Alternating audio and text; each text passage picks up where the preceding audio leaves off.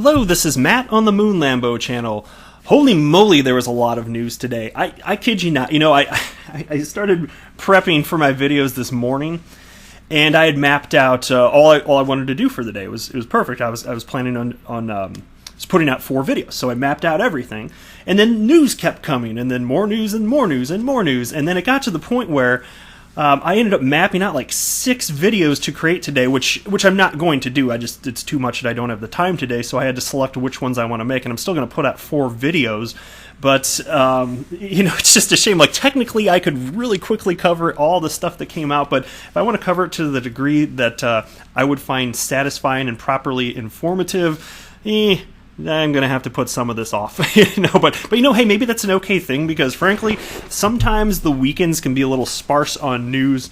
So there you go. I got at least a couple planned out for tomorrow, I guess, right? So we shall see here. But this is one that it came up after I had already mapped everything out. So check this out. It's from CoinDesk.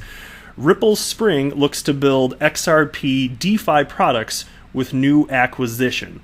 This is cool stuff, so I look forward to sharing that with you. I'm going to end the video with a piece from CoinDesk also. Bittrex adopts Chainalysis KYT software to flag suspicious activity. Now, part of the reason that I found this fascinating, I just little interested in Bittrex's operations and what they're doing, is because they are an XRP powered cryptocurrency exchange here in the United States, officially partnered with Ripple. So before we get going here, though, if you would please delicately tap that like button, and if you're a fan of Ripple and XRP, you most certainly have arrived at the right place. This is an XRP-centric channel where we talk about Ripple and XRP developments a day. So let's go ahead and jump in. Appreciate all the support, guys. So I found out about this piece. Shout out to Crypto Knight. He's at crypto_N1TE. So if you're listening, even if you're not, thank you very much. I do appreciate it. That's where I got this piece from CoinDesk here. Actually, you know what? Am I following you? Let's go ahead and follow you. I appreciate it. I like it when people send stuff my way. It's very kind. And I can't respond to everything, and not because I'm literally ignoring stuff, but sometimes the notification, like the way Twitter organizes stuff, it's just like a train wreck, and I know I'm missing stuff that I don't want to miss. But anyway, that's a different topic here. So anyway, Ripple Spring looks to build XRP DeFi products with new acquisition. Ripple has made its first move towards building decentralized finance, DeFi, products based on XRP. With its acquisition of decentralized payments platform Logos Network, Ripple's investment arm, Spring, will add 9 New York-based engineers. Logos founder and CEO Michael Zakowski will become Spring's head of DeFi products. Spring did not disclose the price of the deal. Before joining Spring, Logos was working to build a payments network inspired by the Bitcoin blockchain, with a focus on a scalable, rapid network that would still maintain high levels of security. The Logos acqui-hires will now help Ripple build XRP derivatives, loans, futures, and forwards, said Ethan Beard, Senior Vice President of Spring. And this is a concept that I have been mentioning recently, and I'd like to see how this plays out, especially as the asset class continues to mature. I first conceptually heard of this in a blog by Hodor. That's the first recollection I have of it anyway, within the last few months or so, because not a lot of people have been talking about decentralized finance. It's not exactly all over the place. Not in my Twitter feed anyway. But part of the original thought from Hodor, this is just an example he came up with, where you could use your XRP as collateral for loans and so on and so forth. And so there likely is a future in this. It seems to make sense. You can already do things like that with other asset classes, and so there you go. But this is actually being built out now. So anyway, the piece continues. We're still at an early stage of figuring this out, Beard said, adding, quote, "We've made investments in DeFi companies in the past. We invested in Securitize and Dharma, but it's now an area where we're building." And then the piece continues, part of Spring's focus is to identify use cases outside of the company's payments network, RippleNet, to build a network of companies around XRP. So far, the company has committed $500 million to 20 companies, including both equity investments and XRP grants, like the $265 million deal brokered with content platform Coil, which is absolutely a massive deal.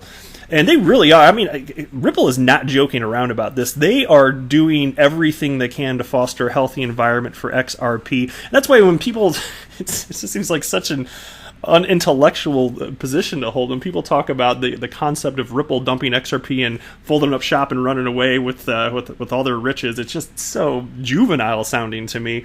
And the concept lacks depth. And when you put that in the context of what Ripple is actually doing, it becomes quite laughable. They get the biggest incentive in the world to see that XRP continues to thrive, and damn it, they're doing it. Like, they're really doing it out there. And not that every single company they invest in and every use case theorized for XRP will take off or have any staying power. Not all of them, but some will. And I suspect, first of all, Ripple seems the most obvious to me, followed by Coil, what they're doing in terms of a new form of web monetization. Those two seem awesome. I really hope Coil continues to get traction here, as I hate web advertisements, and I hate paywalls even more. I really, really do. All right. Anyway, Peace continues. With the Logos acquisition, Spring now has a team of 32 employees, having grown from a team of just 2 last May. Beard hopes the same financial institutions that take advantage of RippleNet to achieve real-time payments and real-time fiat settlements will be interested in XRP-based DeFi products. In particular, I'm interested in debt and lending and what that looks like, Beard said, adding, quote, "It didn't take long after the first creation of fiat for someone to go to a person who had some and say, hey, can I borrow that?" Indeed. So like I was saying just a little bit ago, this type of thing's already done in other asset classes. Why would it not extend into crypto? Well, of course. And now Ripple is taking a proactive approach to see that this does indeed happen. So there you go. Here's a quick tweet from Mr. BXRP. I was just scrolling through my Twitter feed before recording this video, and I just liked it, so I just want to share it real quick. He wrote, "Nobody even considered faster payments. It was a possibility prior to Ripple solving the problem." True words, my friend. True words. Shout out to you, Mr. B. All right, this is cool. Can I ask a question here real quick? Does anybody that's listening to me also happen to listen to Joe Rogan? Because I'm telling you, it's like when I have free time and I'm just walking my dog or I'm driving my car, even, because you can utilize it that way. I'm always on YouTube listening to other XRP YouTubers all the time. One of the other individuals I will listen to, not crypto related, actually, is Joe Rogan. He tends to have interesting guests, and he's kind of an interesting dude himself, I think. And so he's got millions of subscribers. So check this out. Somebody on Twitter named Armand wrote this. #guest request. Joe Rogan, I believe, as cryptocurrency becomes more mainstream, you should have undoubtedly the smartest person in the space at Joel Katz. And that's David Schwartz, of course, CTO at Ripple, co-creator of the XRP ledger, and XRP itself, of course. Says you should have the smartest person in the space, Joel Katz, on your show to explain to your viewers what it is and the positive impact digital assets will have on the world. And so... this was so that was a tweet in and of itself, and then Frecky, and if you're listening, thank you very much, I do appreciate this, tagged me along with a bunch of other XRP community members, and that's how I caught wind of this. And I don't know if this will go anywhere, and I certainly don't have the power to make this happen. I mean, I've got what do I have, 2,300 followers? Yeah, I got 2,300 followers. That's not enough to get some sort of movement going. But I kind of thought, if we get the word out here, if you're interested, Joe Rogan, it's an interesting show, and to have David Schwartz on it, that could actually happen. So if that's something that you would be interested in, I encourage you to go ahead and you can go to my page if you want. I'm at MoonLamboIO on Twitter, and I did go ahead and tweet it out. And again, I don't have some huge following, so I don't know if it's going to do anything, but I thought maybe if enough people do it and it shows up in his Twitter feed enough, he'd be like, okay, what's this Joel Katz guy? What's this about? So just a thought. I don't know if it'll go anywhere. I put it up right before recording this video, and so far I have 6 likes and 2 retweets. So I don't know if this is going to go anywhere. I just thought it'd be a cool thing if we actually did somehow get David Schwartz on Joe Rogan's show, because who wouldn't want to watch that? To me, that would be absolutely awesome. All right, and then here's another tweet from Frecky. Writes, well, XRP looking strong in the top 10 big boy coins. 7-day/weekly. Only printer coin Tether is better, is what Frecky wrote. So check a look at that. I didn't realize this. Obviously, we all know price action the last week or so with XRP, it's not been fun to look at. It's okay. That's the reality of it. But I didn't realize that it's the best performing coin over the last 7 days in the top 10 cryptocurrencies. And again, you'd have to throw out Tether, which is in theory always valued at $1, but some people buy and sell it outside of that, so it seems to fluctuate, which is like the stupidest thing in the world to me. But anyway, that's apparently why that happens. And so, yeah, XRP down 17%, Bitcoin down 20%. You've got Bitcoin Cash down 30%. There's just a few of them. So, yeah, XRP did the best out of the top 10 coins. So, and again, with XRP following the price action of Bitcoin, look, it's not like anything terrible happened with XRP, or it's not like the developers building on top of the XRP ledger went bye-bye. No, it's all still happening. The Internet of Value is still being built out. It's just XRP is tied for now to the price action of Bitcoin, but it will not stay like that forever. I would argue that we're already in the slow motion process of decoupling from Bitcoin. It just takes a very long time. All right, last piece here. This is from CoinDesk. Bittrex adopts Chainalysis KYT software to flag suspicious activity. And again, Bittrex, the US-based cryptocurrency exchange, official Ripple partner utilizing XRapid. Bittrex, the U.S. crypto exchange, has adopted blockchain compliance firm Chainalysis real-time monitoring software for transactions to flag suspicious activity across many of its leading coins, Bittrex executives told CoinDesk. Bitcoin, ETH, Bitcoin Cash, Litecoin, DAI, Gemini, among other cryptocurrencies traded on Bittrex, are covered by the new software known as Chainalysis KYT, which stands for Know Your Transaction. Bittrex's adoption of Chainalysis KYT comes as governments and regulators around the world are increasing their oversight of crypto exchanges. In June, the Financial Action Task Force, FATF, gave the exchanges of its 37 member countries 12 months to begin tracking complete customer details on every transaction handled. Though Bittrex was already in compliance with similar U.S. regulations, Chief Compliance and Ethics Officer John Roth said Chainalysis KYT goes further. Its built-in knowledge base of suspicious addresses, dark net sites, child exploitation sites puts Bittrex a step ahead, he said.